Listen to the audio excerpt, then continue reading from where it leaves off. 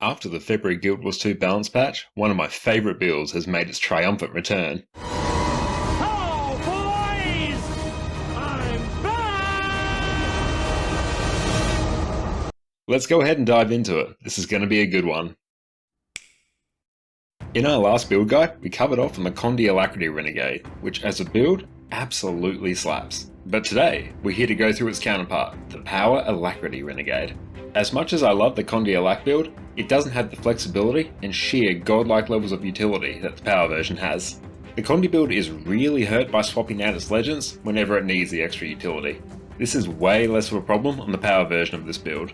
Another one of the biggest issues I have with the Condi Renegade build is just how very much not bursty it is.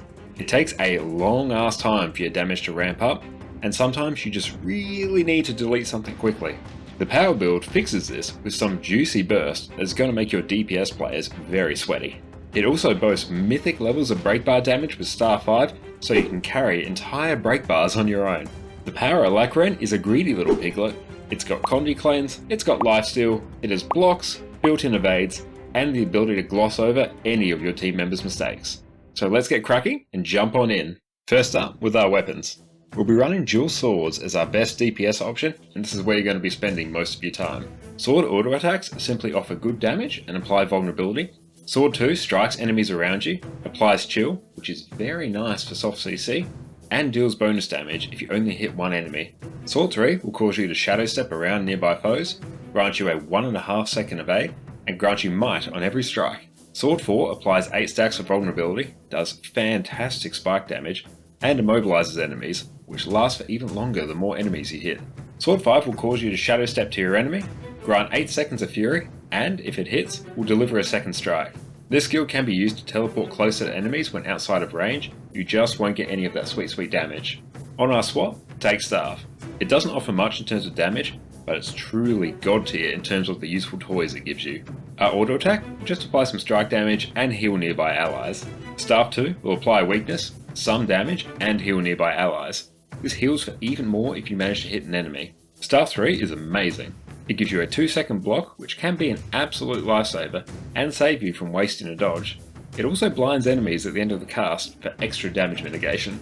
Staff 4 will heal allies around you, as well as removing 2 conditions. It's also a blast finisher, so you can use it to help stack might at the start of encounters, or blast water fields for some additional healing. Star 5 alone would justify taking this weapon on your swap. You charge forward, attack 9 times, knock back enemies on each strike, and you even evade while charging forward for a little extra spice. Each one of these attacks does 150 damage to Defiance bars, so if you manage to land all 9 attacks, you will do an absolutely catastrophic 1350 break bar damage. Seriously, when a break bar pops up, it's your life's mission as a Power Alacren to nuke it from orbit. Now for the gear. With the update to Orders from Above, we now only need a bare minimum of 33% boon duration compared to 78. So if you have more than that, you're all good as far as boon duration goes. Personally, I like to run 40% boon duration just to give me that little extra buffer.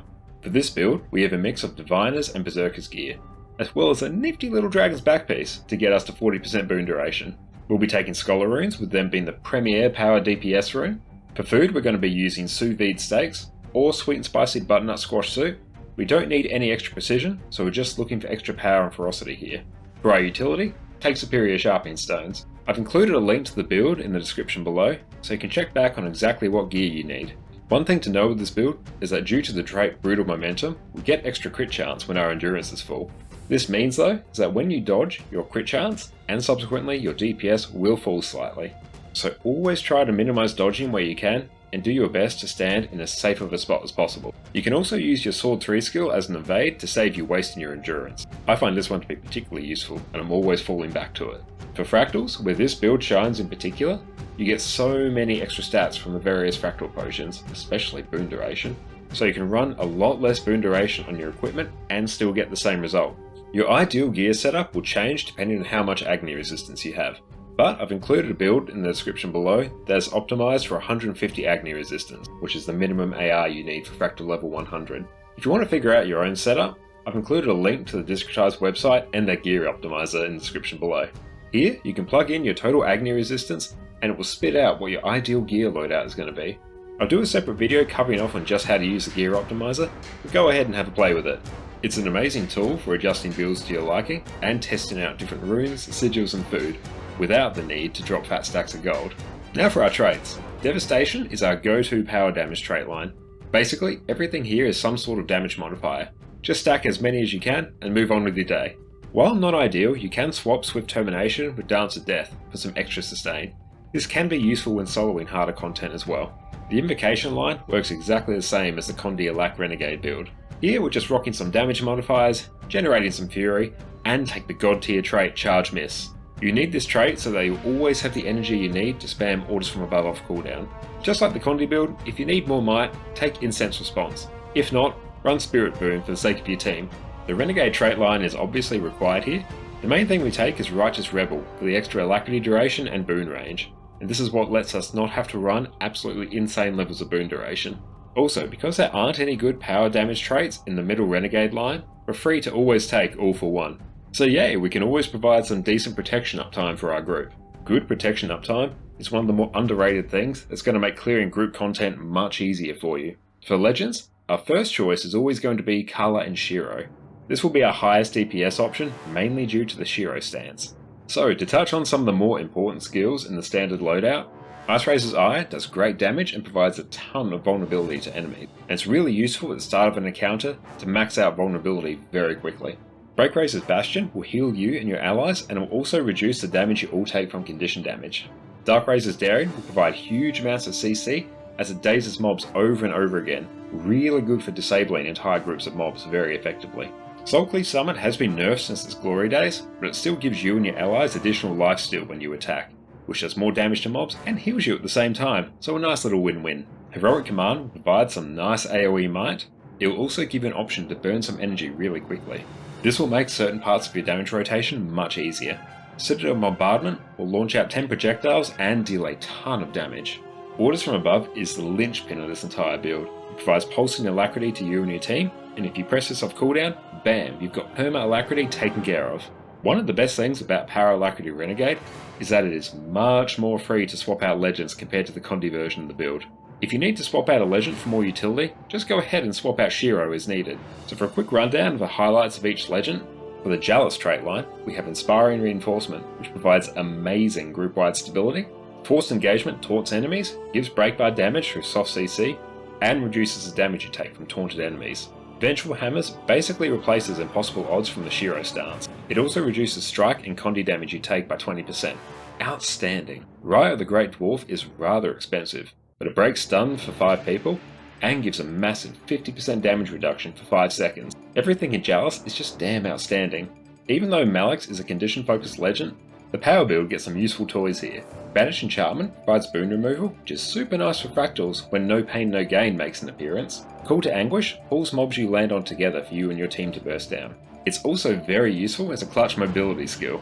The best thing Ventari gives you is the absurdly long-lasting projectile barrier from Protective Solace. If there are mobs that lob projectiles at you, you can completely trivialize encounters for your group. This skill is so good, there are encounters where Revenant is bought specifically for this skill alone. Just remember that this is a projectile block, not a reflect. There's also some healing and condi removal on the other skills, so that's nice. Enchanted Daggers will give you a small initial heal, as well as let you siphon health on your next 6 attacks. Riposting Shadows is an excellent backwards evade and stun break. It will also remove movement impairing conditions and grant you some fury. Phase Reversal sort of does the opposite. It's going to teleport you to your target and your next few attacks can't be blocked. Impossible Odds is going to be one of your main skills when in Shiro. It offers you a massive 50% movement speed increase, and whenever you strike enemies, it will deliver an additional hit. Just remember the quarter-second internal cooldown that you have. Jade Winds is one of the least used skills in Shiro. It does offer a massive CC, but it has a very high energy cost, costing a total of 50 energy. But it can be very useful if you really need to chunk a CC bar. Now for the rotation. Once you get past the opening skills in your rotation, it starts to vary quite a lot. This is because your Orders from Above and Citadel Bombardment are both going to come off cooldown at different points, and when you're in different legends. So you're going to need to adjust your rotation to suit depending on what skills are available when and where. The more you play this build, we'll get a feel for how much energy each of the skills cost. For our opener, we're going to start in Kala. We'll use Ice Razor's Eye, Orders from Above, Sword 4. We'll swap to Shiro, activate Impossible Odds, Sword 2, Citadel Bombardment, and Sword 5. We'll then use Sword 2 twice. After that, swap back to Colour. During the Colour loop, you're going to want to use Orders from Above whenever it's off cooldown. First, we'll use Ice Razor's Ire, Citadel Bombardment, Sword 2, Sword 4, Sword 5,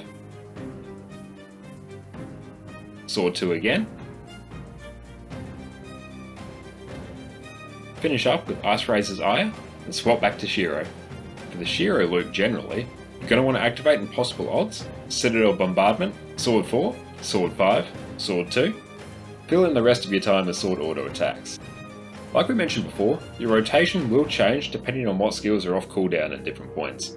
Using your skills on Power Alacrity Renegade becomes less like a rotation, especially compared to the Condi build, and more of working your way down the list of skills to squeeze into your energy budget. This does make it a bit more complicated to play than the Condi variant, but there is tons of room to flex your skills and build up those shoulders from carrying your team on your back. After the recent bust of Renegade as a whole, the Power Alacrity Renegade has returned from the wilderness and is one of the more slept on builds in the game. There is so much room to adapt your build to each encounter and provide omega utility for your team. And we haven't even touched on some of the more niche things you can do on this build to carry even harder. You will never be bored while you're playing this build. Once again, let me know down in the comments below what other builds you'd like me to cover. I love making these guides, and the chance to tinker with each class just puts a big old grin on my face.